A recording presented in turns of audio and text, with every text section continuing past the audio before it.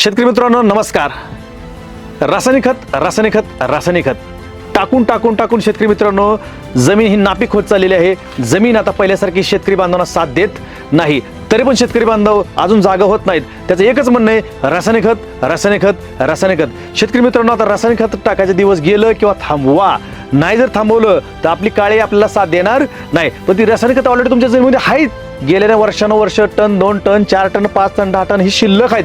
ती फक्त आपटेक होत नाहीत. ती मुळापर्यंत पोहोचत नाही. ती पिकापर्यंत पोहोचत नाही. त्यासाठी रामायण कंपनीने एक रामबाण उपाय आणलाय. ते म्हणजे बायो क्रांती. शेतकरी मित्रांनो आता रासायनिक खत टाकायचे दिवस गेलं.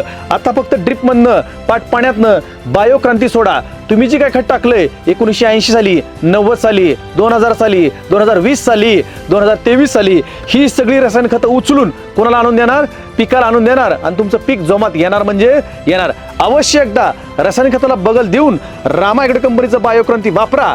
तुमचं पीक जोमात येणार, कोमात जाणार नाही. रासायनिक खत टाकून जी कोमात गेले ती एकदम जोमात येणार. ते म्हणजे रामायण कंपनीचं बायो क्रांती. अवश्य एकदा 2 डोस सोडा आणि आपल्या पिकामध्ये बदल बघा बरं का.